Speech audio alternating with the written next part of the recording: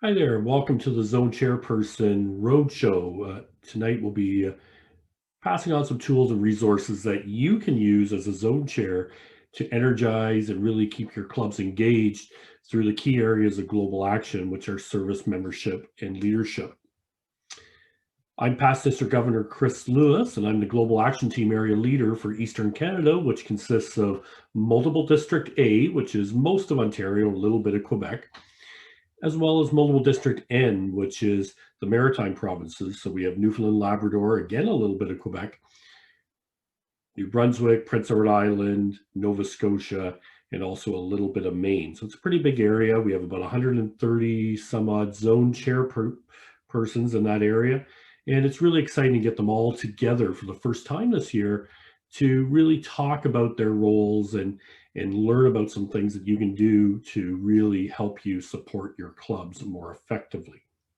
So I really want to thank you all for joining us tonight. So I work with other area leaders and LCI staff to get you the tools and resources you really need. So this should be an exciting two sessions. We have one planned tonight and then one planned next Wednesday night, same time. And we'll have an opportunity to share some of the things that you're going through with global action and serving your clubs and really working to maybe help you take your roles and to the next level and help your clubs be successful. So our agenda for tonight is we're going to talk about roles and responsibilities of the zone chair in particular, because this is really focused on zone chairs, although we invited region chairs to participate, and also we've also invited district governor teams and that kind of thing to join us as well. And but really it's all focused about you, the zone chairs, more than anything else.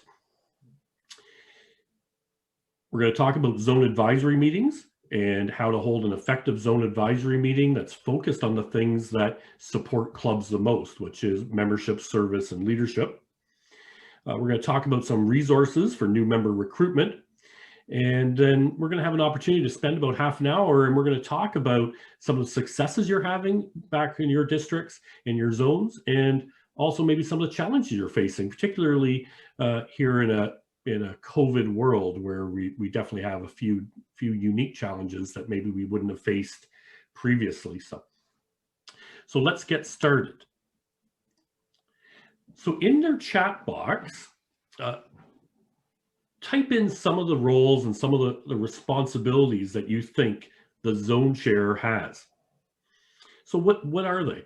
And perhaps what one of those roles do you think is most important right now in a COVID world? So just keep entering your thoughts in the chat box, and then we'll take them up in a second.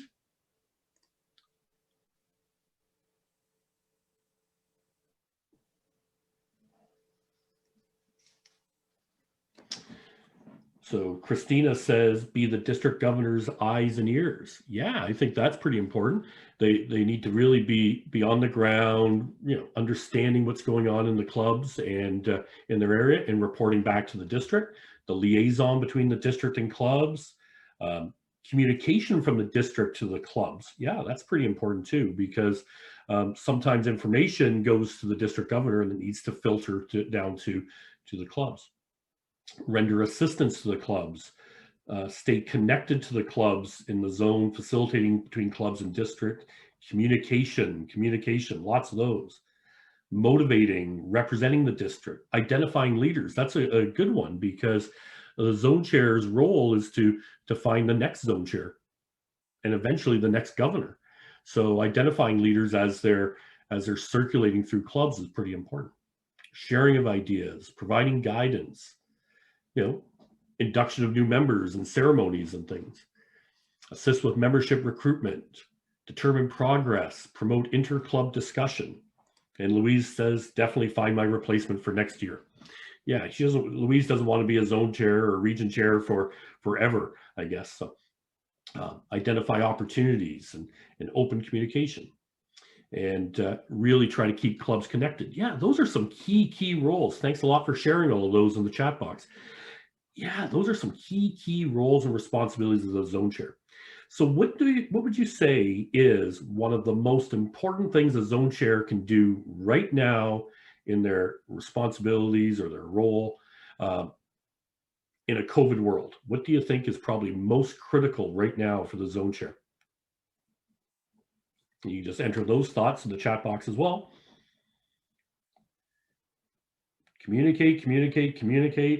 Communicate. Oh, finding new ways to do business and using some creativity. Yeah, absolutely. That's a pretty important thing. Checking on the health of clubs. Yeah, staying closely connected on how clubs are doing. Sharing how clubs are holding meetings. So sharing and staying positive and staying in touch. Giving examples of safe ways to serve. Yeah, there's a lot of great comments about that, and a lot of commonalities in that were about communication and about being supportive and sharing and really being that active listener to clubs. Um,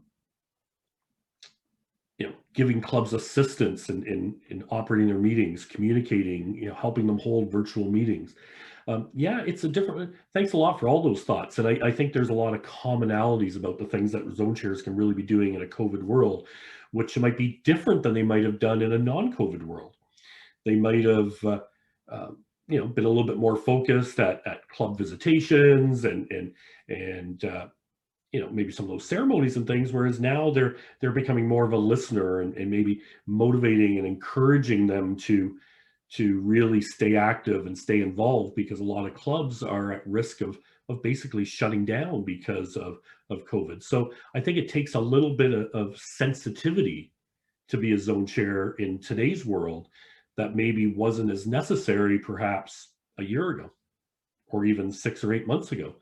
Um, that's they're being sensitive to the needs of the clubs and understanding that they're maybe having difficulties, and how can we help them move along. So basically, zone chairs have three main roles, and you might want to call them hats that they wear. And those three main roles are being the motivator, being the coach, and the listener. And I think you nailed a lot of those down. You really talked about listening to how they're feeling, coaching and supporting them in developing plans and helping them by sharing successes from others, and really motivating them and offering praise to them for when they're doing things and doing things well, and motivating them to do more and achieve more. So those are probably three key roles of the zone chair. Now, some of the responsibilities of the zone chair, and you can find probably 30 of them listed in the zone chairperson ebook and the district constitution and bylaws, but there's probably 4 or 5 main responsibilities of the zone chairs. And one is that they chair the district governor's advisory meeting, or advisory committee, and holds district governors advisory committee meetings. And those might have been called zone advisory meetings and at sometimes, but the official word is the district governor advisory committee meeting.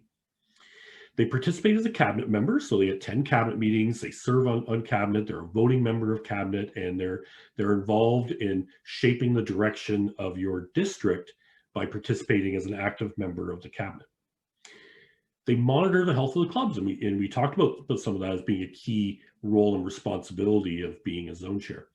Yeah, they check on how clubs are doing. Are they growing in membership? Are they declining in membership? Do they need help identifying leaders? Do they need help finding relevant and engaging service projects? All that sort of general health of a club.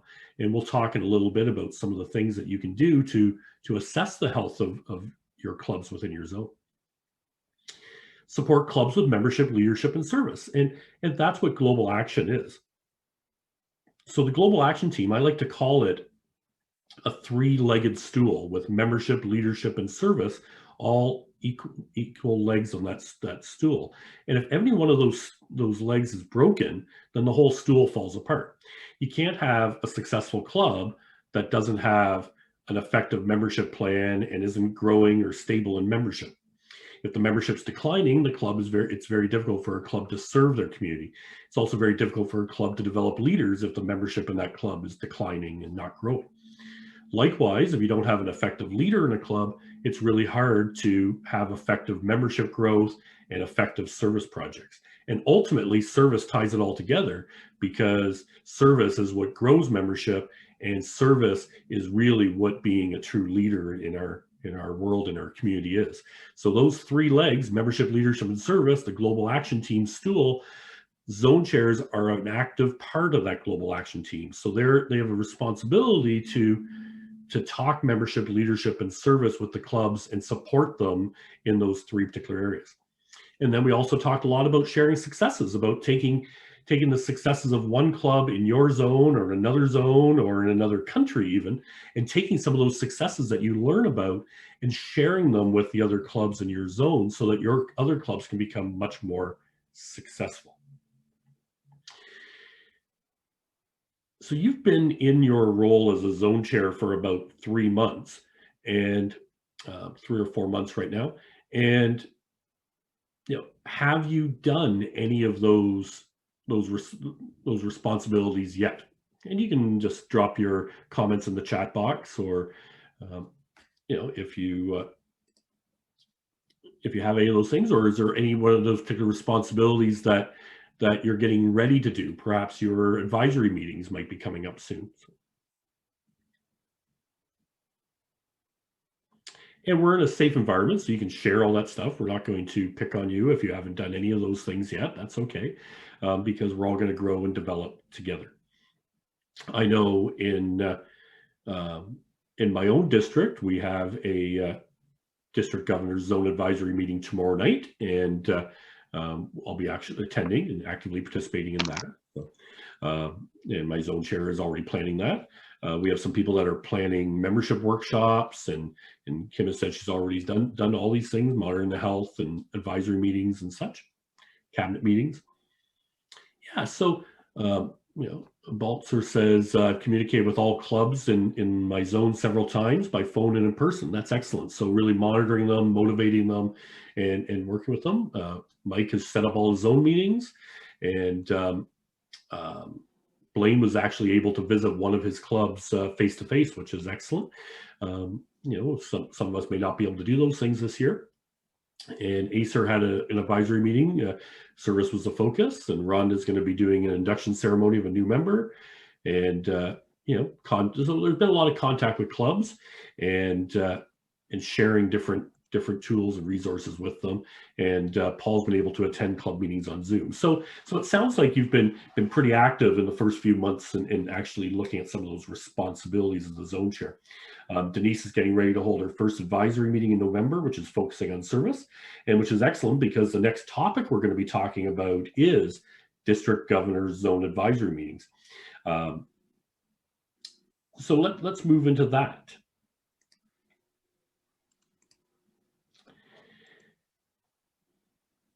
So the district governor's zone advisory meeting, and there's a guide on Lions Club's International website, and you can download it, and the code is DA-ZMG. It's the Model District Governors Advisory Committee meetings. And some of you may never have seen it, and some of your districts may operate their district governors advisory committee meetings in a slightly different format. The general recommendation for a district governor's zone advisory meeting is to hold generally about 3 to 4 a year. And they should be focused on the 3 key areas of global action: service, membership, and leadership. Generally, your first one should be focused on service, but you can always adapt to the needs of your clubs in your zone. If there's a more pressing need on membership, then perhaps a membership one should be the first zone advisory meeting you hold. But you want service, you want membership, and you want one focused on leadership. And you want to make sure that when you hold your zone advisory meetings that you've got some key participants. So who do you think would be the key participants in for a service-related zone advisory meeting? Would it be your president, or would it be your vice president, or would it be your secretary, Or are there other people in the club that might be the sort of people you would want to invite to that particular meeting? Those are the sorts of things you want to think about with when you're holding a zone advisory meeting. So Louise suggests service chair people. That would be a perfect person to invite to your service zone focused zone advisory meeting. One of the risks of, when I first became a Lion back in 1999, we had zone advisory meetings, which were sometimes 50, 60, 80 people. And the problem with some of those larger meetings was that it was hard to have good focused discussions on the key things that clubs really need to work on, such as service, membership, and leadership. By the time you had a big dinner and you had some questionable roast beef for dinner, and the governor usually came by sometimes and talked for far too long, and it was hard to really get down to the meat and potatoes of what really needs to be talked about. So the general rule or recommendation for a zone advisory meeting is to focus the three of them on service, membership, and leadership, and make them a little bit smaller and a little bit more focused with those key participants: presidents, secretaries, vice presidents, perhaps your service chair, your membership chair, your leadership chair within the club. Those people would be the key people to invite. And you can still have other zone meetings in some particular way that have maybe interesting guest speakers and some other things too that can be a little bit larger. But your focus zone advisory meeting, kind of think of them almost like a board meeting for your zone, where you can really share some of the stuff. The underlying concept of the zone advisory meeting, and that every zone meeting should really be focused on, is talking about club excellence and the Club Excellence Award. So you really want to use the Club Excellence Award as perhaps a checklist for your year and your clubs, and work towards having all your clubs achieve club excellence. So using that and presenting that to your clubs early in the year at your very first zone advisory meeting, and getting some buy-in to work towards each one of the 4 bucket areas in the Club Excellence Award, which is generally membership growth, leadership, and service, as well as contributing towards LCIF. Those general areas, getting them buy-in right from the beginning of the year, you'll have much more success by having your 6 or 7 clubs actually achieve excellent by the end of the year. So let's talk about the membership zone advisory meeting. Some of the things that can be talked about at that membership meeting is some of the membership resources. We'll be talking about some of those just in a little bit. Perhaps you might want to talk about new club development and any areas within your zone that might be ripe for perhaps starting a new club. Or perhaps you might want to talk about opportunities to enhance your membership in your club by perhaps starting a club branch that has services a different particular area in your community, or a particular need or cause. A lot of it should be talking about membership successes. So some of the things that clubs are finding successful within to drive membership can be shared with the other presidents and the other membership chairs during that advisory meeting, so that you can help each other out. The benefit of a zone advisory meeting in this sort of focus is the fact that you now have clubs helping clubs, and it builds that culture of support between each other, where clubs can reach out to other people and other clubs for help and support when they need it.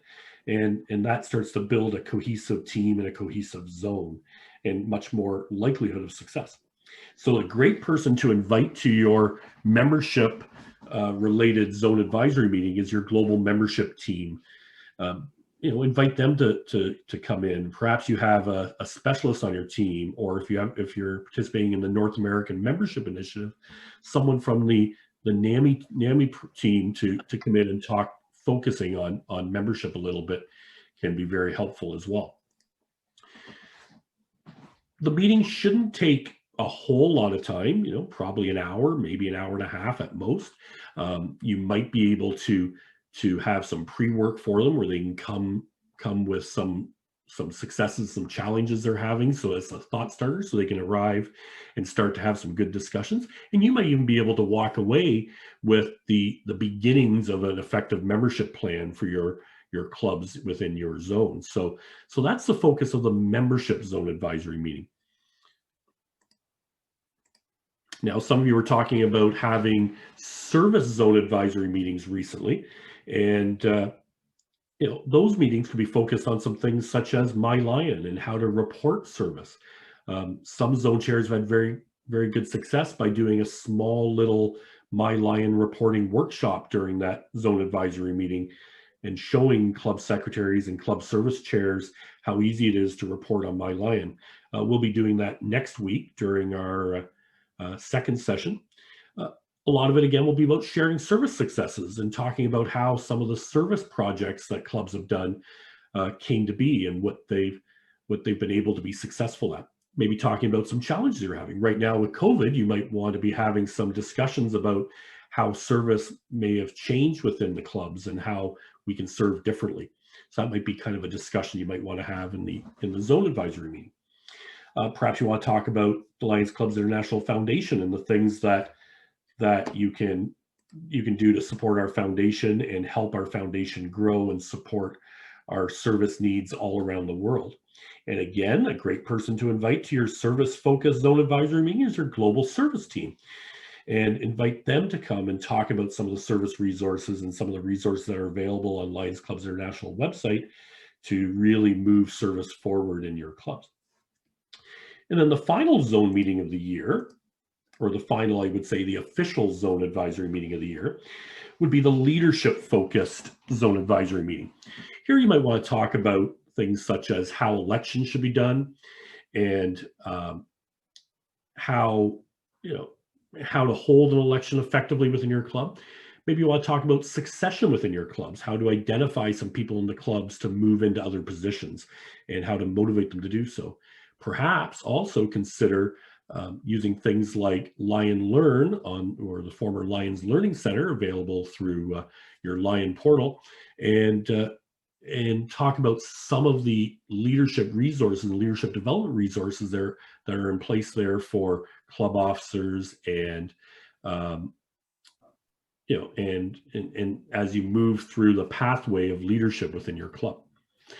Another great person to have would be the global leadership team to join you during that meeting or Zoom them in or whatever, because they have a lot of knowledge about a lot of these leadership resources and they can help guide you through that discussion. So those are three general zone advisory meetings. And Bill has a comment in the chat box and he said, make sure your district governor knows that you're doing it this way beforehand. Absolutely, because your district might have some different focuses that they want zone advisory meetings being for. As I said, our district, as an example, used to have much different zone advisory meetings, and many of them now are these more focused ones. And we found great success, and the clubs feel like they're actually a part of developing the plans and having good discussions, which they felt weren't really available at a traditional zone advisory meeting. So is there someone that would like to raise their hand? Okay, so I have someone raising their hand here who wants to make a comment. We'll just unmute them in a second. Okay, go ahead, Samsung Galaxy Tab E 8.0. You're unmuted. I don't know who that is because their name is, they've got their hand raised. So if someone would like to comment about zone meetings, you can just raise your hand and I can unmute you.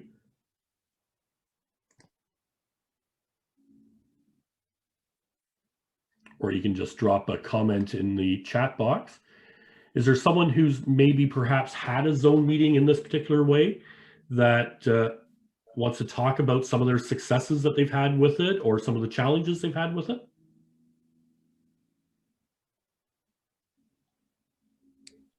Chris, I could explain a little bit more about my comment. Sure, go ahead, Bill. Bill Broom, second vice district governor from N2.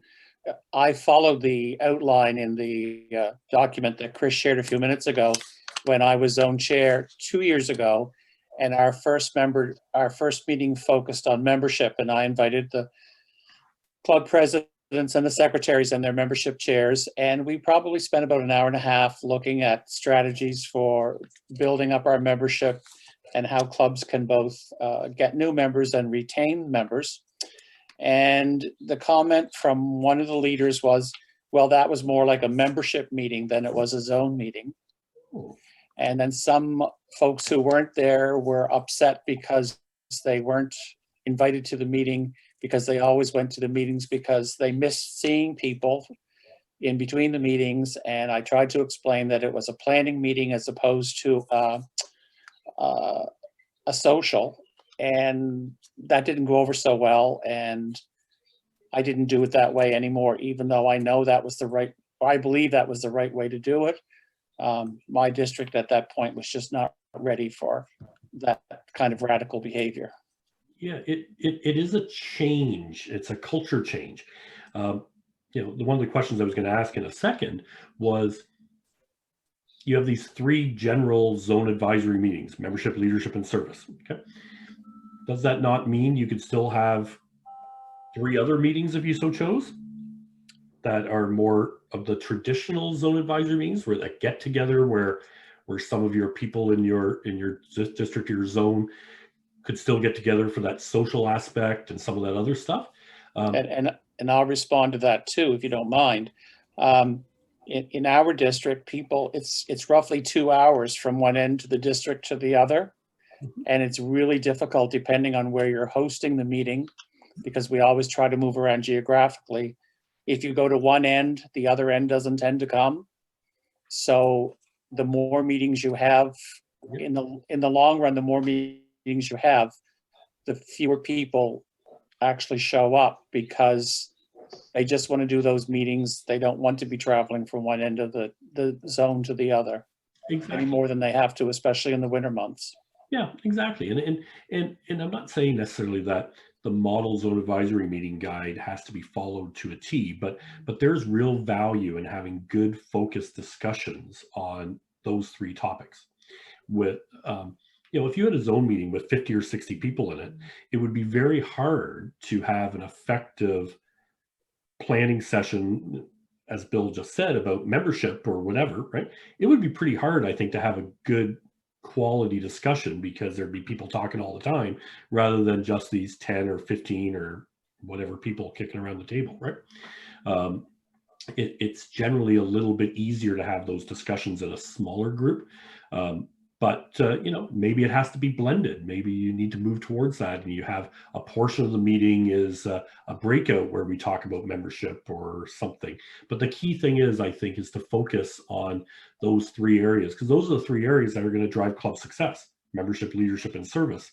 And I don't know if we spend enough time on those three areas effectively at many of our zone meetings generally. So does someone else have some other comments? Acer says, with the larger meetings, very few people talk. Yeah, that can happen too, right? So the meeting just seems to be monopolized by the 4 people or 5 people that are talking. In the larger meetings, sometimes they don't. So, and it's more like doing a presentation rather than a good roundtable discussion, which is, I think, where we actually get the work done, right? So. Hi, Chris. It's Barry McDonald from A16 calling. I'm dialing in.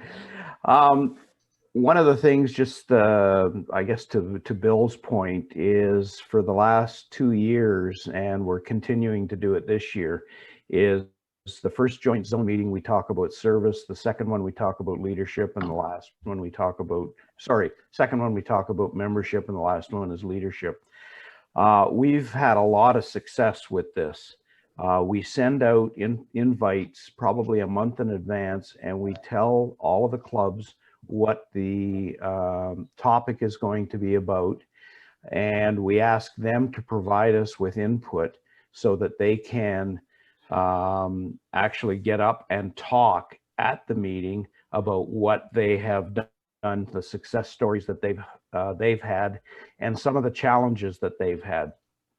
During the meeting, we break out into different breakout sessions, and we probably have maybe 5 to 8 people in each breakout session, and they go around and they're given a task that what they have to do. They come back with the results, and we post those up for everybody to see.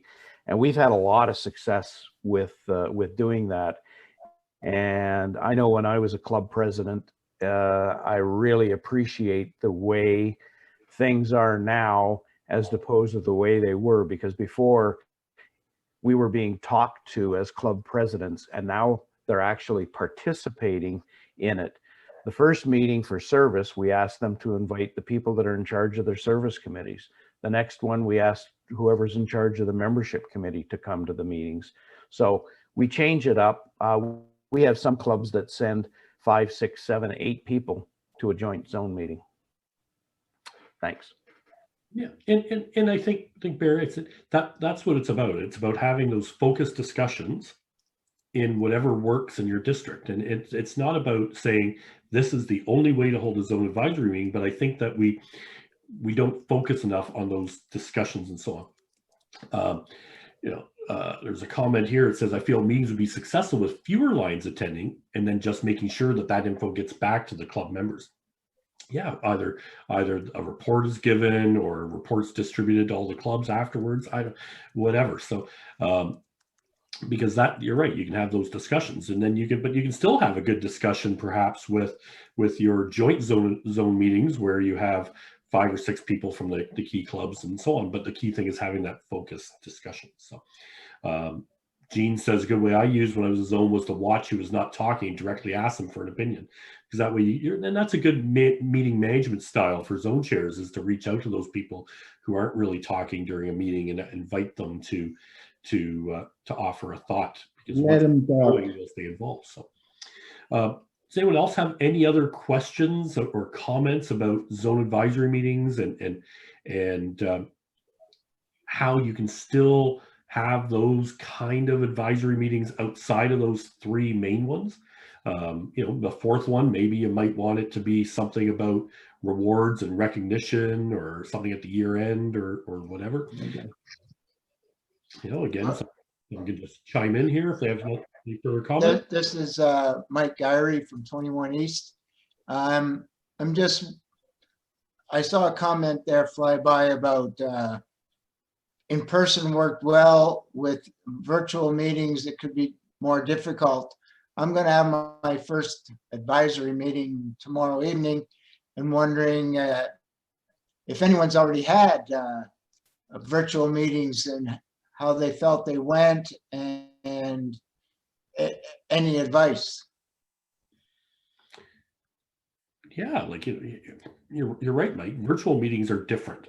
Absolutely different, because you don't see the body language and such.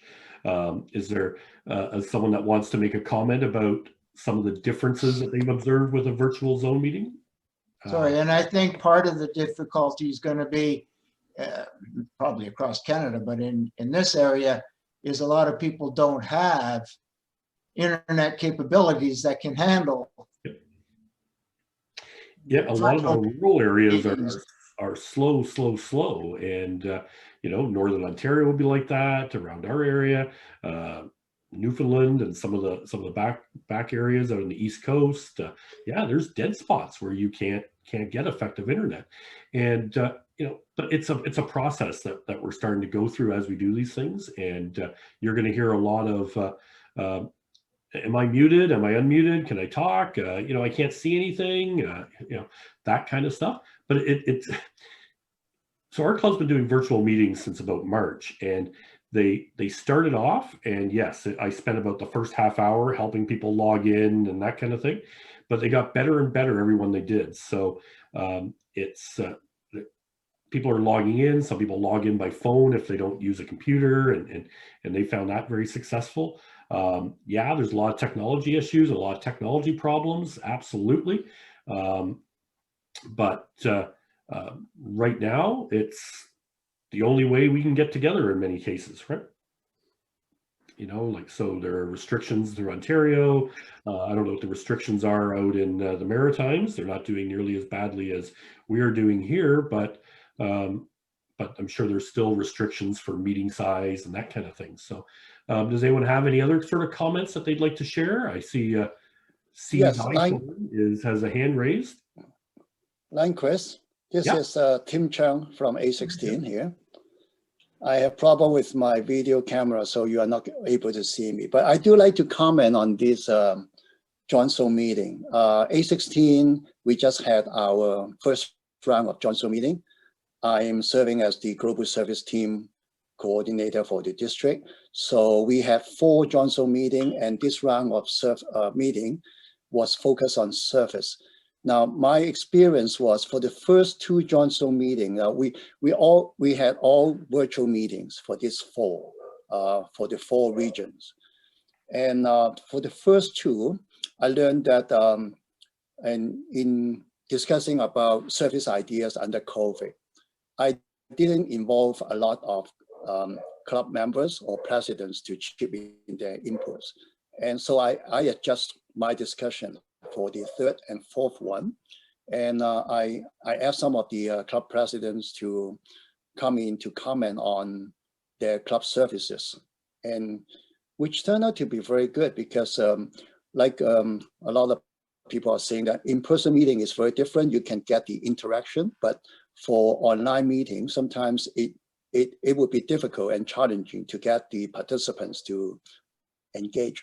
So what we learned for that first round is for the 3rd and the 4th meeting that we had, we started engaging participants, club presidents or other members from the clubs to talk about their own services that they have done since July until now. And it turned out to be a very good discussion. So whoever is running your joint Zone meeting, and think about that, find some ways to engage the participants, ask them to come in to share their experience, their ideas. That would be a good practice. Thank you. Excellent. Thanks a lot, Tim. You're right. And virtual meetings, in many ways, people sometimes would be more likely to talk actually during a virtual meeting, because there's a little bit less embarrassment when you're only a couple of feet away from your computer than it would be standing in front of a group of people perhaps and talking. So you can sometimes get a little bit more sharing perhaps in a virtual meeting. Bill had a good comment about his zone had a virtual meeting for their first advisory meeting. Before the next one, we need to get out to the clubs that didn't get to the first one to show them how easy it is. Yeah, so when our club started moving virtually in a lot of ways a couple of years ago for go-to meetings and so on, for that kind of thing, we actually held kind of training sessions for how to log into a district webinar. So it was just basically, here's a link, log in at this time. We walk through the interface with you, take 15, 20 minutes and help you in a more relaxed setting, rather than a person feeling nervous about logging into a meeting when everyone else is watching and all that sort of stuff. So perhaps having a trial login meeting to a Zoom or something for your district could be really helpful, where you can just have a mock meeting and people can practice making sure the software is installed, all that stuff that might be needed to hold an effective one. Yeah, and getting them to understand how easy it is. Maybe just have a one-on-one meeting with a particular person who's having trouble logging in, the day before your zone advisory meeting to make them feel comfortable about how it is to log in. So virtual provides a lot of different challenges, but also some great opportunities, because you might be able to have people at your zone advisory meeting that you couldn't normally have. You might be able to invite an international director to speak on something particular about leadership at your zone advisory meeting, like Alan Hunt, who normally wouldn't be able to come to your advisory meeting regularly. Or you could bring some other expert in from another district that maybe has a particular skill set that you want to use during your zone advisory meeting that you could never do if it was face-to-face. So there are some advantages and to using virtual meetings, but I think they're the way we're going to have to operate for at least the foreseeable future. So if there's no further questions about zone advisory meetings, let's talk about membership and some of the membership resources and things that you can have in order to have an effective membership zone advisory meeting, or some of the tools and resources that you can use to support clubs. So the first thing I want to talk about is all the various discounted membership opportunities. Lioness Bridge Program, Student, Leo to Lion, Family, Former Leo, and Military discounts. And many of you may not even know that some of these exist. Many of you might know about the family member program, which has the first member in a family unit that lives in the same household. And you may know about that. They pay full international dues, but the second through fifth person living in the same household only pay half dues. So that's a big savings to that family. So myself and my wife only pays half international dues and I pay full dues. Now our club passes on that savings to the member to because they realize that a couple within a club has a few extra expenses, perhaps tail twister fines. For me, it's beer at the meetings, and my wife would be wine. But other clubs take that little savings and spread it amongst everybody in the club. So it's whatever their club kind of chooses to do. So the family membership is one that you may already know. But there's all sorts of other ones, such as the student member. So when you recruit student members under the age of 30, they don't pay an entrance fee to join your club, and you only pay half international dues. And in multiple district A, they also don't pay multiple district A dues either. I don't know if that's the case in multiple district N, but I definitely know in multiple district A, they don't pay multiple district A dues. So Leo to Lion, so these are our current or former Leos under the age of 35 who have been a Leo for at least a year.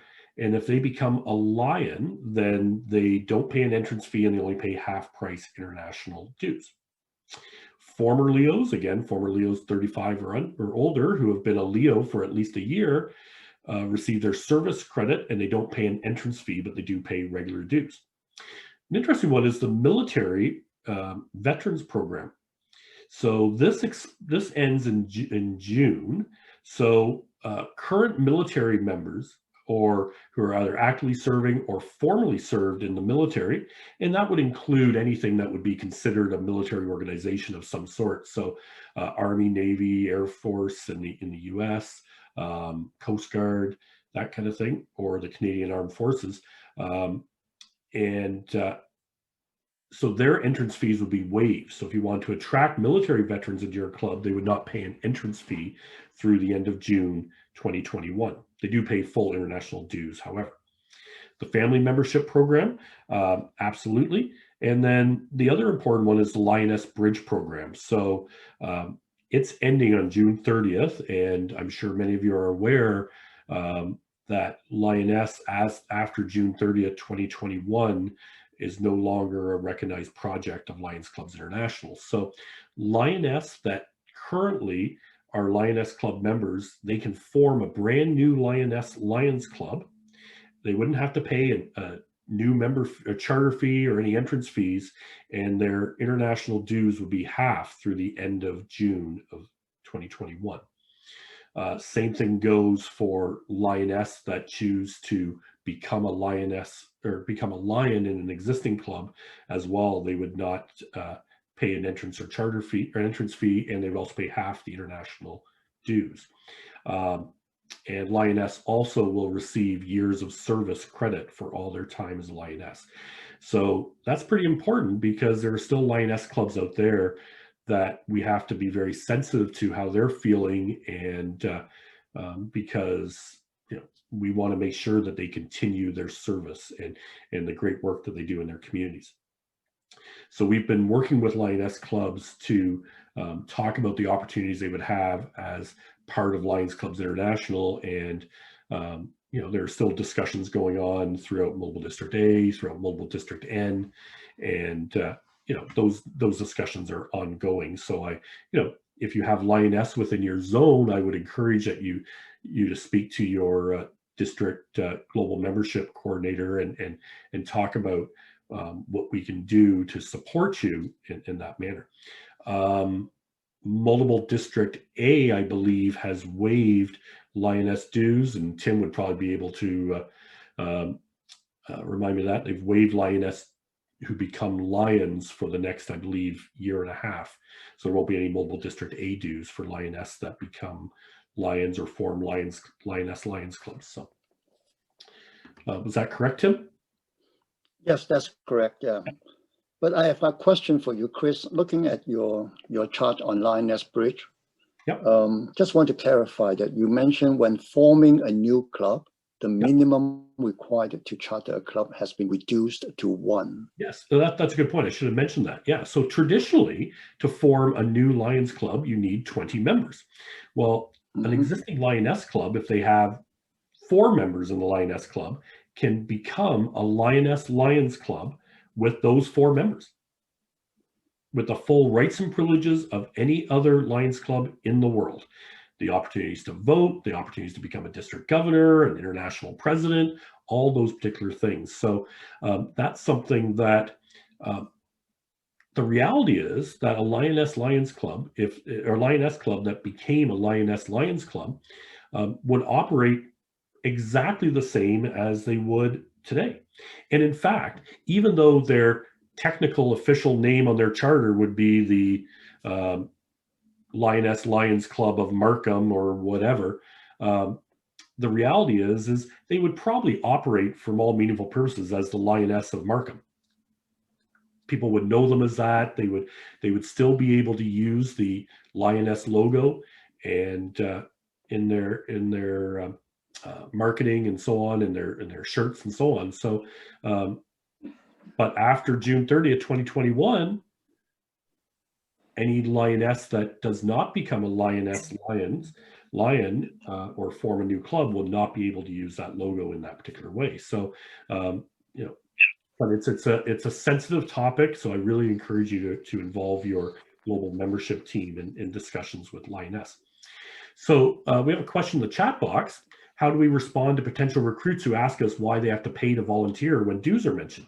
That's an excellent topic, or an excellent question, because there aren't many organizations in the world that can truly say that we give 100%, that we don't take any money from the public and use it to operate our club.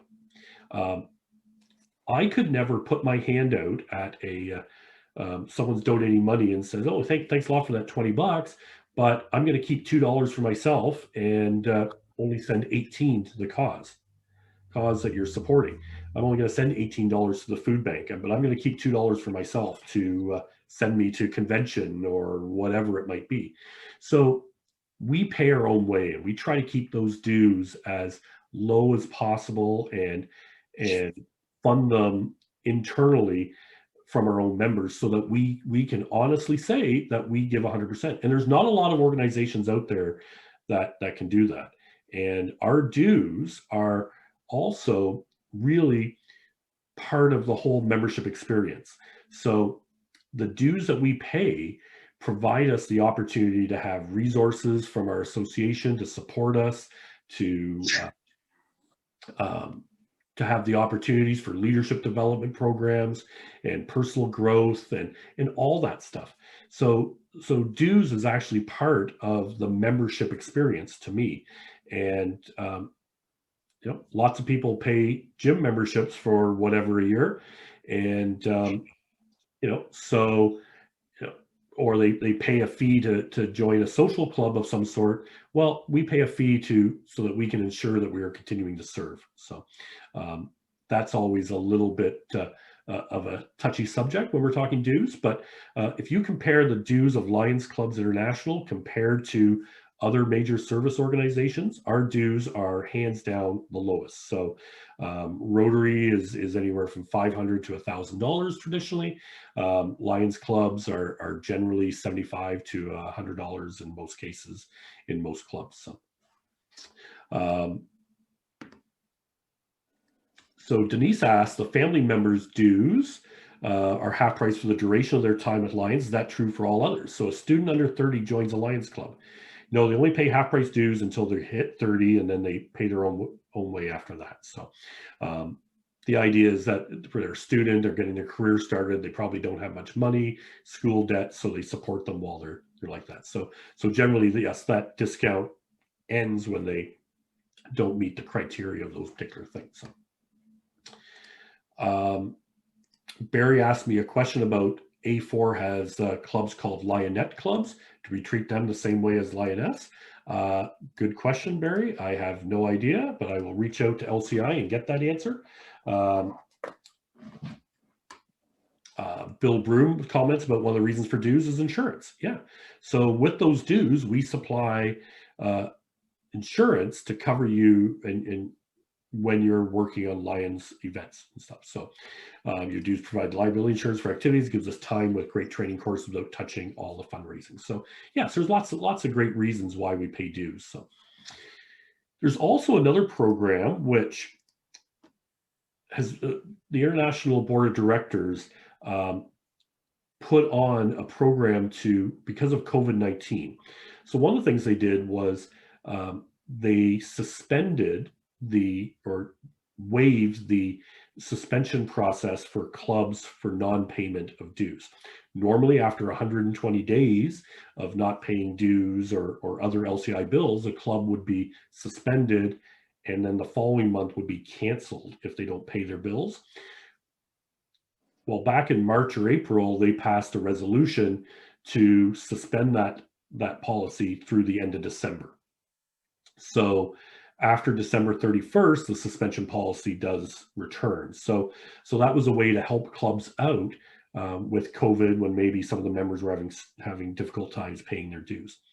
The other thing that LCI's board has done is they waived all new charter fees and new entrance fees for all new members from July 1st to December 31st, 2020, which is $35 US. So you're talking $55 for us Canadians. So every new member you bring in would normally cost $55 to set them up on MyLCI and all that. So that's been waived to the end of December.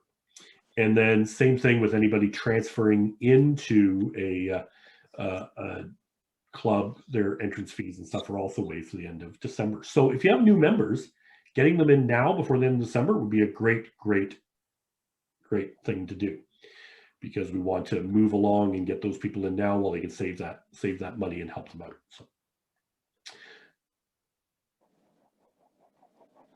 let's talk about new member recruitment. The Just Ask Recruitment Guide is one of the great tools that you can use when you're visiting and supporting clubs. And if you're having your membership zone advisory meeting, I'd recommend that you get some of these copies for your membership chairs and your club presidents to really guide them through the process of new member recruitment. So it focuses on 4 key steps. And we're just going to do a little bit deeper dive on those 4 steps in the Just Ask Guide. You can get copies of these from Lions Clubs International website on the membership chair page. You can order the resources and they'll ship them out to you. Just understand that shipping of stuff is really expensive and really hard to do right now with COVID. If you order them, it might take you weeks and weeks before they arrive, because much of the staff are working at home and they're not actually in the office being able to prepare these things quite as quickly and efficiently. And then of course, mail and couriers are really delayed right now due to COVID. So, but they're also downloadable on the Lions Club's website, and which is also great because they're updated regularly. So there's 4 steps to Just Ask, and the key resource for membership development is Just Ask. So the first thing is preparing your club. So the Just Ask Guide guides you through the process of asking what kind of reasons you want new members in your club.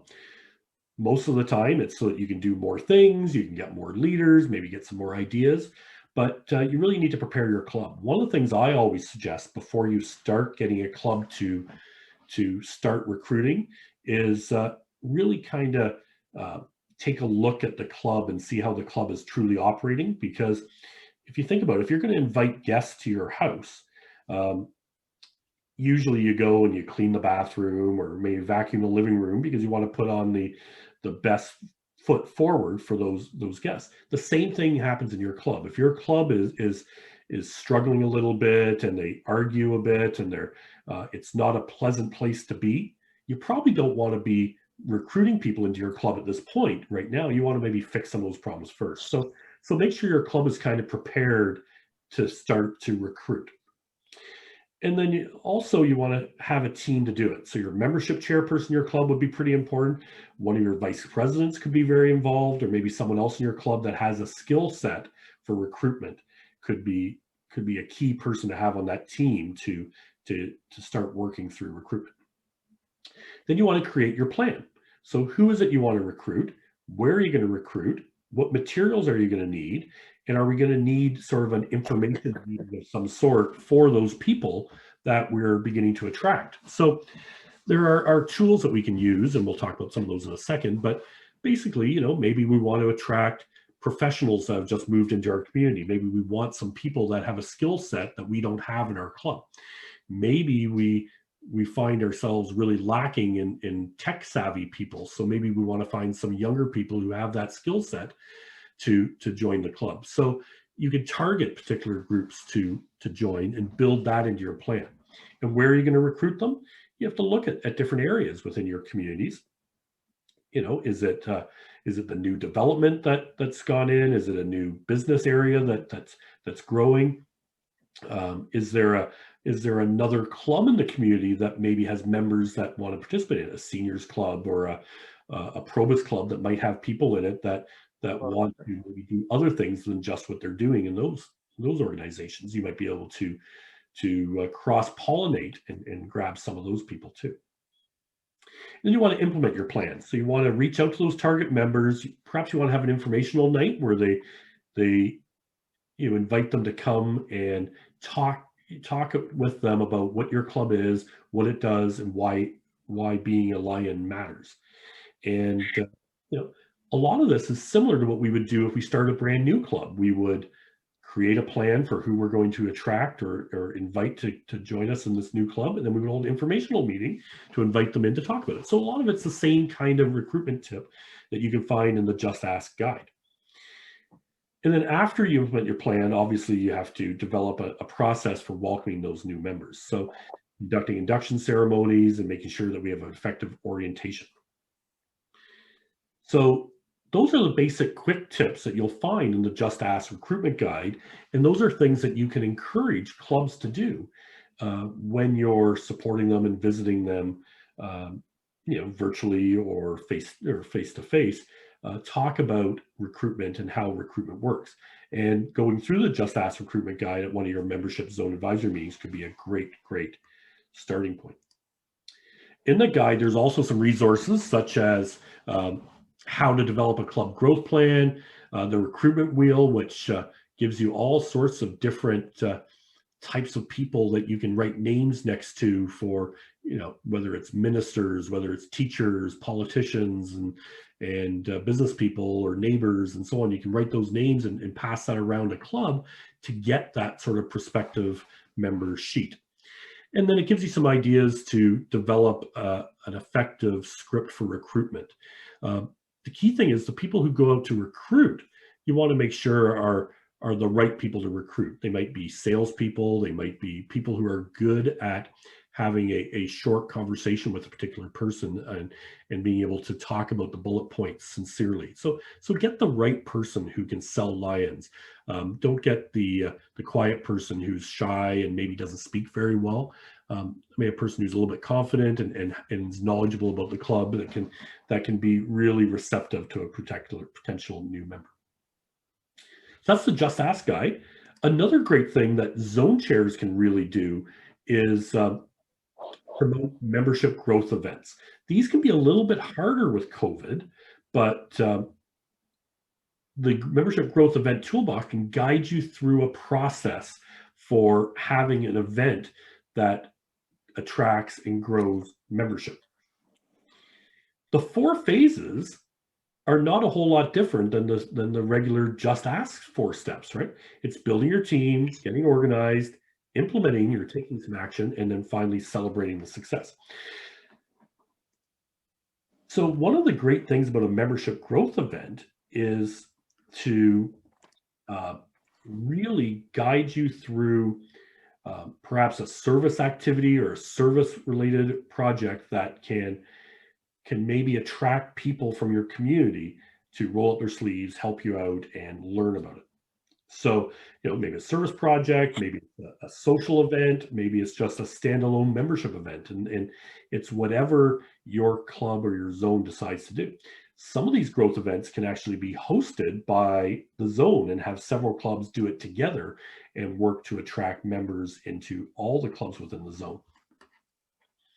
So you obviously want to build your team and get engaged people to get involved and work on it. And and by having a good, strong service project, not only does it get your members engaged, but it also gets your members wanting to invite other people to come to those projects. So, whether it's a park cleanup, maybe it's cleaning a beach or a riverbank, or doing something that's meaningful in your community that your club members get involved in, and then they implement it and invite others to come and they get awareness of it. And obviously you want to get, you want to get organized, you want to identify the things that you want to do and set some clear objectives for what you want to achieve with that membership growth event. Maybe you want a particular target audience. How are you going to promote it? How are you going to advertise the event? And you want to execute it. So you want to get the event happening, get the members there, take their contact information down so that you can follow up with them afterwards, because hopefully some of them will be excited by the project that you've done and the project that they were able to participate in and want to become kind of part of it. And then ultimately you want to make sure that we celebrate the event. You want to share some pictures from the events. You want to perhaps tie into that membership, that service project, perhaps a little conversation at the end about Lions and what that service project meant. This is a bit of a soft sell that we have about Lions. And you want to make sure you have membership applications around and all sorts of other things, maybe some refreshments and such. So a membership growth event can be very effective at a zone level or at a club level, and encouraging clubs to do these things would be a great activity for a zone chair. And again, talking about it at your membership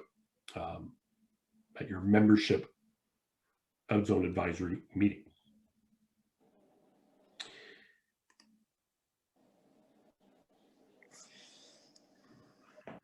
So bringing in new members is pretty important, and and I think we can all understand that that's the key thing, is attracting new members to join our clubs. But what about keeping the ones we have? So on the screen, you'll see 73%. So that's the worldwide retention rate. And I should have pulled it up for Mobile District A and Mobile District N to really talk about it. But 3 years ago, of all the members you had 3 years ago, 73% are still on the roster. Not the new members, just 73%.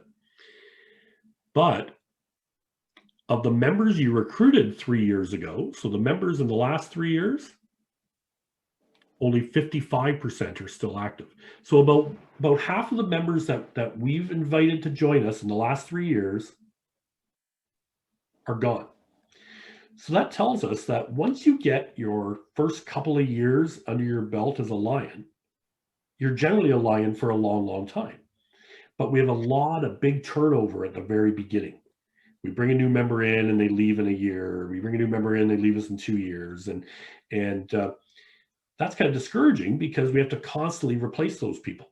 And we replace them, we train them, we start to develop them, and then they move on. And some people are going to move on for all sorts of reasons. They move, their job changes, and all sorts of things. But one of the key things that drive people away from clubs is the fact that they don't feel like they're making a difference. They don't feel like they're a part of things. They don't feel like they're contributing to making a difference. So how we engage our members and how we help members understand that they are part of an organization that makes a huge difference right here at home, here in Canada, but also around the world, can really, really help in keeping that member past a year, past 2 years, past 3 years, and maybe become that Lion for life.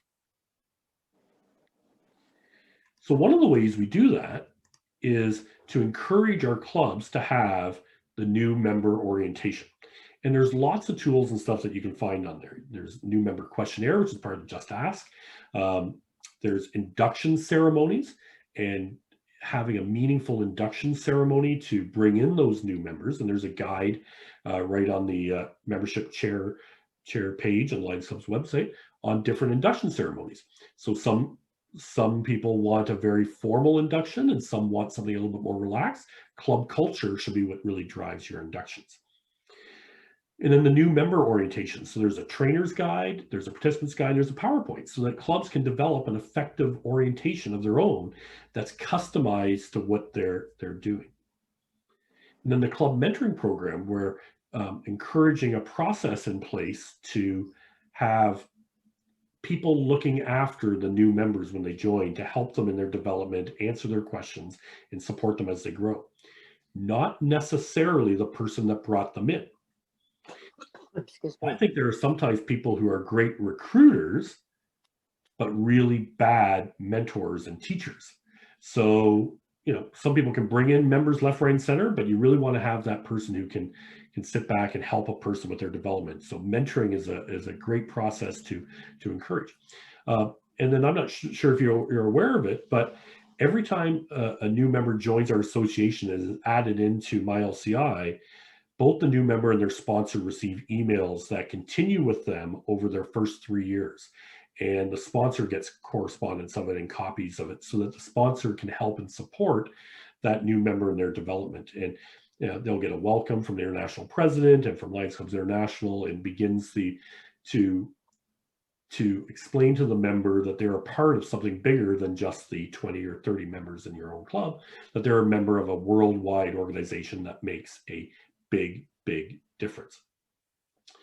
So Bill has a comment in the chat box. He said, many new and some older members don't believe they are heard or have a voice, so they leave.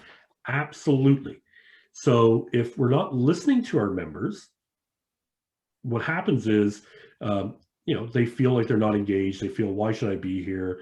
Why should I pay my $100 a year for dues if I'm not having that membership experience where my thoughts are valued and are worthwhile, and I'm making a difference in my club. So talking to our members and keeping them engaged is pretty important.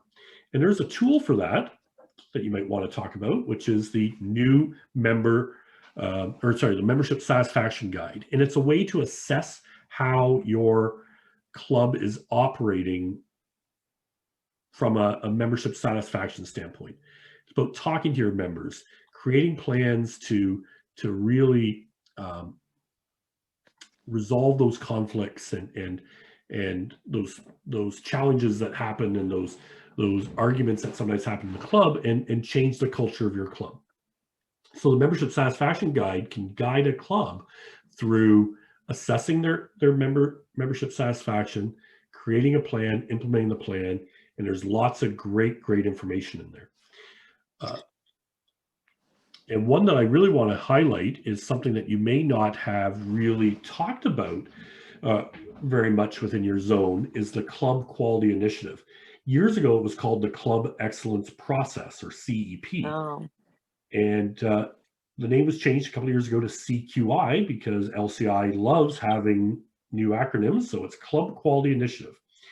And it's a great program to really look at your club in a different way. So it's a process that you can do self-directed. If you wish, you can reach out to someone at your district to support you in the Club Quality Initiative as an outside resource who can lead the discussion, facilitate the discussion for you at your club. But it's a way of looking at your club internally and externally. So how is your club operating internally? How is your club operating from a membership satisfaction standpoint? Because those are your internal customers. And then also looking outside into your community, and what are we doing with service? What are we doing with marketing? Are we visible in our community, and so on? And when you have those discussions within your club, then you can make an effective plan to really of working on 1, 2, or 3 things this year to make your club even stronger by the next year. So some clubs are have success having their first vice president look after it, and that way they work on it as a project for their year, setting up their following year to improve their club for them next year. And it can be used anytime just to assess the needs. So it's a great tool and a great resource, and I strongly would encourage clubs that haven't participated in CQI to do so. So Kim just commented that it worked for her club. So Kim, would you be able to unmute yourself and talk a little bit about what it did for you? So, it really gave a voice to some of the members that weren't part of the leadership team. And we made a lot of changes from their suggestions. And we also went out into the community and found some meaningful projects. We're starting a project right now with students from 3 schools, and we're supplying food for them on the weekends and hoping to spread that to the other 7 schools in that district. And so those are things that we probably wouldn't have stumbled upon. And also we really healed our club. We're a club of 70 years, and there was some friction, and to have an open discussion with all the members, and we're just much happier now. Excellent. And it's really about a culture change, isn't it? Where you start now building that culture of talking to each other about where your club is at and where your club needs to go and so on. And my club did a club quality initiative, and we thought it was very successful. We did one where we used an outside facilitator, and then we did it again a few years later, but we did it internally. And we've done pieces of it here and there throughout the years, and it's changed the way our club thinks. And you come up with some creative ideas and some creative changes that you can make moving forward. So the CQI program is a little bit underutilized in many of the clubs and so on. So if you have a club within your zone that maybe just needs a little bit of a kickstart to kind of get back into action, maybe getting them talking about the club quality initiative and working through it to start to move along. And your district GAT team can really support you in that and help you lead that discussion with your clubs and so on. So thanks, Kim, for sharing that. And then the final tool I want to talk about is the club health assessment. And remember way back at the beginning of this, we talked about some of the roles and responsibilities of a zone chair. And one of the ones that came out a lot was monitoring the health or assessing how clubs are doing in their within your zones. And the club health assessment is a fantastic tool to do so. And you should be getting a copy of this every month for all the clubs within your zone. And if you're not, make sure you talk to your district governor and make sure that you're configured correctly on MyLCI so that your clubs are set up correctly on there so you can monitor them effectively. Basically, it's a quick look at the membership status of each of the clubs within your zone or your region. Are they up, down? It's really nice if you look at it online because you can see it red or green, but if you only have a black and white laser printer, then it's going to only be black or gray, and it's not as easy to see those positive things or some of those challenges you have. So you can see your year-to-date membership growth. You can also see where the membership was a year ago. So you can begin to see some of the trends on membership and whether that membership is getting better or worse, or is it stable. And so when you look at membership, you can now see, hey, that club's been declining for a little bit, so maybe I can just give a little bit more help to that club or find a tool or a resource I can use to help out that club a little bit more, or just have a little bit different conversation with that club about membership. Service reporting, so you can see how long it's been since they've done service reporting. So the goal is to report every service activity we do. So in most cases, that service reporting column should be very, very, the number should be very, very small, like 1 or 0. And if you have clubs that haven't reported anything in 10 or 12 or 15 months, you might want to reach out to them and help them and support them in doing service reporting. Officer rotation can be a sign if clubs are repeating people all the time. So it's the same president or it's the same secretary and years after year after year. Now, many clubs may have a secretary for 2 years or 3 years, and same thing with treasurers, and even many clubs are maybe going presidents for 2 years sometimes now too. But you just want to look to see, is there a rotation of those particular people? And you can see that right on the club health assessment. You can find out how often they're reporting their membership. If you have a club that isn't reporting membership monthly, that might be an opportunity to support them and help them and train them on how easy it is to report membership on my LCI. If clubs aren't reporting membership, it could be a symptom of training that needs to be done, or it could be a symptom that that club is maybe struggling and collapsing a little bit. And you would hate to think that that club has 30 members and then find out that 10 have been dropped, but they haven't done a membership report in 2 years, and that you maybe might have been able to help that club a little bit earlier if we saw that membership status as we go.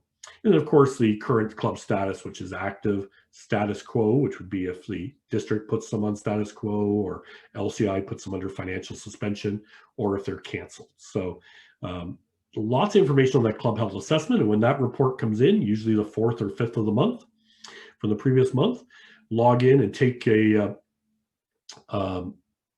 look at it and see what information is on it that you can use in order to help and support your clubs. So, okay. So we have a question. Does this info come from the membership and activities report? So yes, the MMR. So when you report your membership on MyLCI, that information gets copied into databases and such at Lions Clubs International, and then they pull all that information out and stick it in this report for you. So yes, so the information that clubs report on MyLCI, when they report their officers for officer reporting every year, that information gets carried into that. When they do their service reporting into MyLion, that service reporting carries into it. You can also see if they've made donations to Lions Clubs International Foundation. And remember, I was talking earlier about the Club Excellence Report and how important that is for club success. Many of the check boxes on a Club Excellence Report can be filled in just from the Club Health Assessment Report. And so you can use this as a way to monitor how clubs are doing towards club health or club excellence. Obviously you might not be able to get some of the marketing stuff from it, but you'll get perhaps some of the service questions on it, the membership questions, the LCIF questions. So you can actually use this in partnership with the Club Excellence Award application to get an idea of how your clubs are really working and being successful at. So does anyone have any questions about the club health assessment? Anything that you find that you use it for in your own zones and so on to help and support them? So Mike's asking who can we contact to get some MyLCI training and speak to the same info for other districts? Absolutely. So yeah, so MyLCI training, there's some of it available online. For club officers, there's a training area on MyLCI. They can follow that there very well. And I know of other districts, and I'll share this after both of our webinars are done this week and next week. I'll be adding an extra resource into it with some other tools and so on in it as well. There's some great YouTube videos on how to report members and how to do all those things, and utilize some of that to do MyLCI reporting and that kind of thing. So so that will be kind of in a follow-up document that comes with the recording links and so on to both sessions. So those things can help and support you when trying to help clubs do reporting on MyLCI. So C says they use club health assessment. It's excellent, which is great. Yeah, it's a wonderful tool to really see how your clubs are performing each and every month. So Tim says LCI has various training videos on YouTube's on LCI's YouTube channel. So that's a good one too. And I'll share all those links afterwards in the follow-up documents. Leonard Bugby, you have your hand raised. Did you want to be unmuted? Leonard?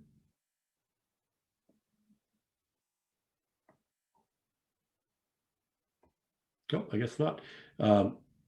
Does someone else have something that they want to talk about with the club health assessment or any of the other membership resources we've talked about so far? Yes. Yes, go ahead. We did use the club assessment. Yep. And the reason why we did that was because we wanted to know about our club. And there's so many older members in our club, and we follow back to what you were talking about earlier about your members and and retention and your membership and recruiting. We have so many older members in that are of one mindset. And we did the club assessment so we could really view one another and see how we can say, yes, we can agree to disagree, but also we have to come apart and we have to come together in the middle. So we have a club, a King Lion, who's been King Lion for 40 years, not just 1 year or 2 years.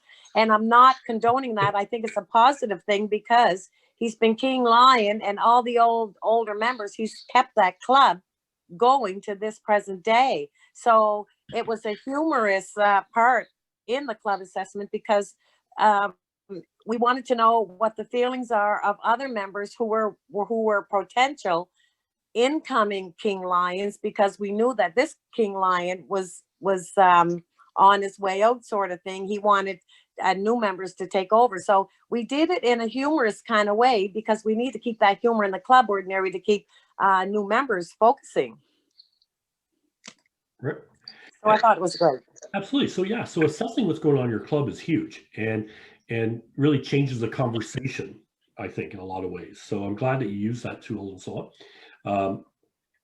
So what other comments we have here? So we have Louise says, I have a direct response from my Lion who provided me a direct contact, name, email, and phone number for extra support, and plan to share that with clubs with additional support. Absolutely.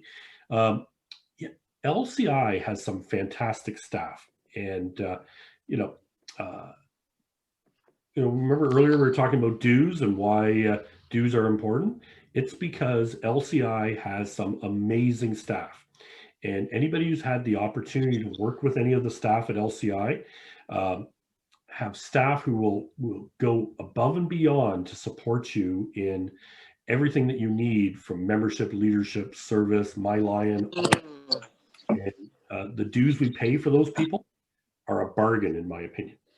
And we often don't reach out to those people as resources for us, but they're key resources. And and when I send out that following document, I'll send out contact information for some of the people that can be helpful to you at Lions Clubs International that you can reach out to and support. So Blaine says A5 at a virtual roundtable for all secretaries worked well for our district. Yeah, that's worked out really well. Sometimes if you want to train secretaries on My LCI, you can do one session just for secretaries within your zone. Some zone chairs I've heard of had success by having a successful club secretary actually teach that particular session at their zone meeting. So a club secretary who's been very efficient at reporting and is good at My LCI, maybe they're a better person at teaching it than the zone chair, perhaps, because the zone chair may never have been a secretary and may never have had that hands-on knowledge of doing some of those things. So don't forget to reach out to the experts, and some of the experts might be within your zone.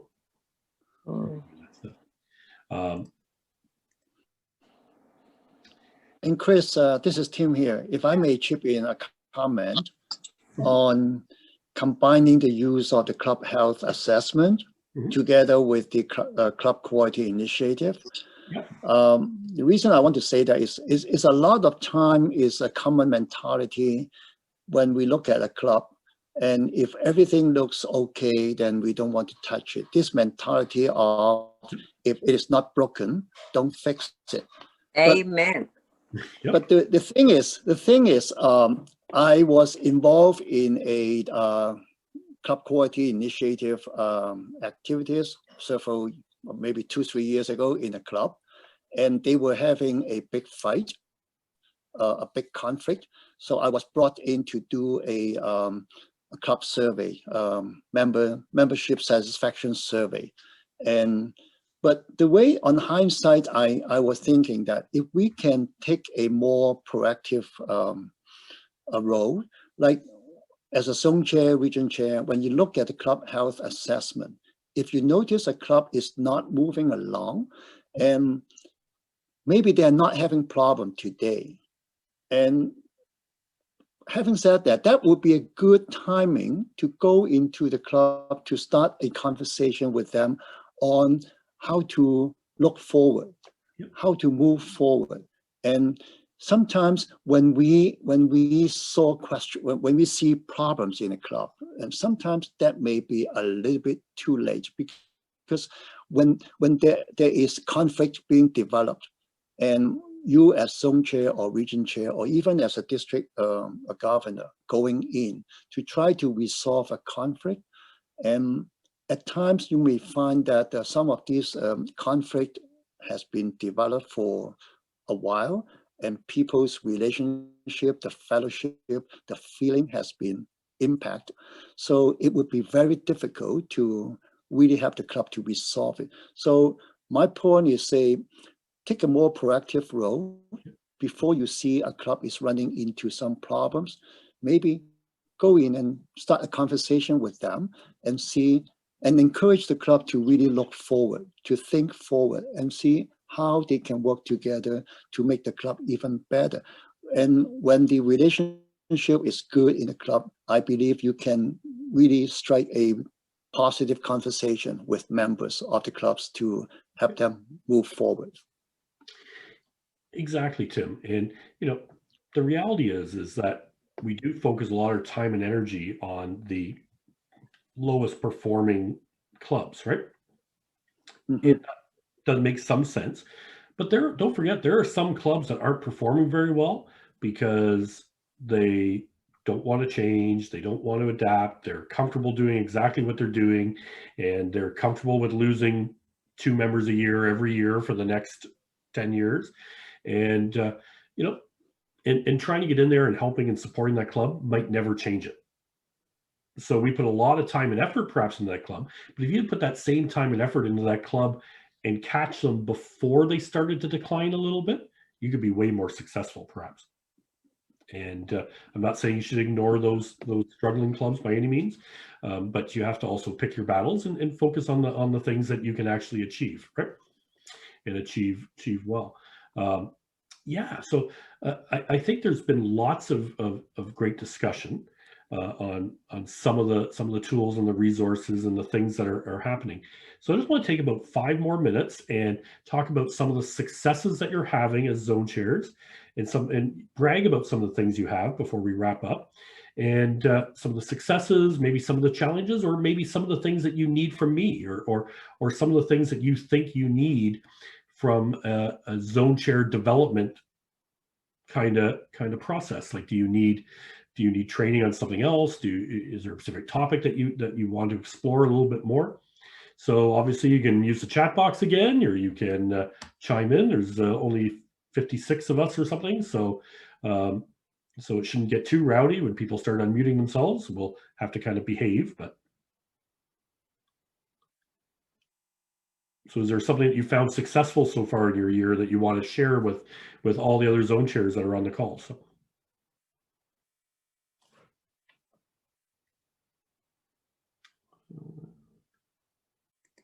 Let's see if someone's raising their hand. Okay, go ahead. You raised your hand? Nope. Okay. So nobody has any successes that they want to share.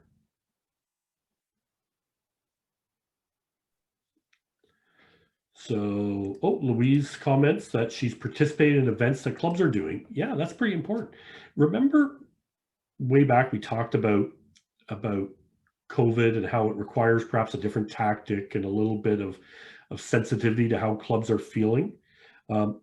Really getting out there and rolling up your sleeves and supporting the clubs when they are able to do an event can really mean a lot to them, because They're probably a little bit worried that, maybe the public's not going to come out to the event because they're still worried about COVID or whatever. But really getting out there and helping and supporting them can really drive engagement. So I think that's really, really good. So she's gone to fish fries, pasta nights, that kind of thing. It's also kind of nice getting out of the house too, isn't it?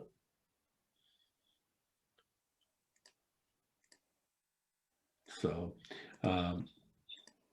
what other sort of successes have you had as a zone chair this year?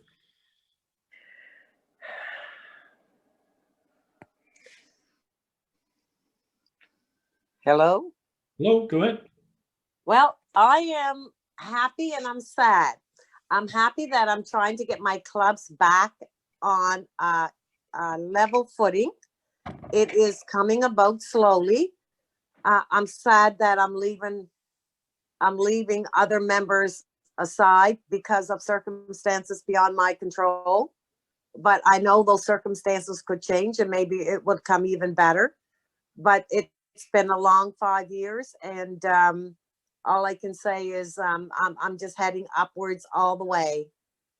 So that's what I'm doing. And I think in a COVID world, I think we have to be positive, right? We can't be negative. We can't say we can't do this, we can't do that. We have to be positive and say, what can we do differently? What can we do to continue moving forward? Because we're going to be out of it, and I think that's the sort of message that if you're positive with your clubs, it will become contagious to your clubs, and then they'll want to keep active and keep moving forward too. So, absolutely. So I think that open communication is going to be my main key. And I think with the positive effects of my first district governor and my district governor, I think that, we're going to be on an uphill line, and we don't want to look back. Absolutely. This COVID is just a small blip in the process. We still have communities to serve, and we still have clubs to help, and we have clubs to support. And, COVID has just changed a little bit how we do that. And you're right, having communication with your clubs and being positive, I think, will make a big difference. Chris, this is Linda talking. Go ahead, Linda. I just wanted to say that within my zone, I have a couple clubs that their facilities that they were using are unavailable still to them. And we've up and offered our club to them to use for their meeting places and stuff. Oh, so, it's a good start to trying to get them on board and get going again. So yeah, and zone chairs can help really facilitate those conversations between clubs, right? I spent a lot of time on the phone with my presidents and secretaries of all the clubs. So yeah, and saying, hey, we have a situation, how ABC club can't meet at their hall anymore because of this or whatever. What can we do differently, or what can we do together in order to make that happen? And I think those are the creative things that we can do, and that's a success where you can bring clubs together, and your zone will come out stronger because of it, because they'll remember next year how the two clubs work together on something, and then maybe they'll do a project together, maybe they'll do a fundraiser together, maybe they'll share. Actually, we just did a fundraiser this past year together for Special Olympics. So yeah. And that's something that zone chairs can be really effective at too, is really bringing clubs together on joint projects and joint things, right? So Kim says she's been working to start a Leo club and is planning on starting a new club. Yeah, so that's something that zone chairs can be really active and involved in as well too, is that aspect of new club development and looking at places within their area that have been identified as maybe needing more lions or needing a different type of lion than currently exists. So starting new clubs are a great way to grow your zone and get your zone more effective. Lion Chris. Yeah, go ahead. One thing I think the zone chairs, because of COVID, and I'll be asking my zone chairs and region chairs to do this, is to talk to the presidents and do an emphasis to the presidents that they should keep in contact with all their members and fringe members, maybe a phone chain or something, so that the members should be contacted and talked to for that club. Excellent. So we're in a people business, correct? And the most important asset we have is our members within our clubs. And we can't let those members drift away because we don't take the time to pick up a phone call, or because they don't feel comfortable attending a Zoom meeting like this. So, oh yeah, he's an old guy. He's not going to want to do this. So, we'll just let him sort of do his thing. He hasn't left the house in 3 months or 4 months. So, and then that member just says, well, this isn't what I am. This isn't part of it.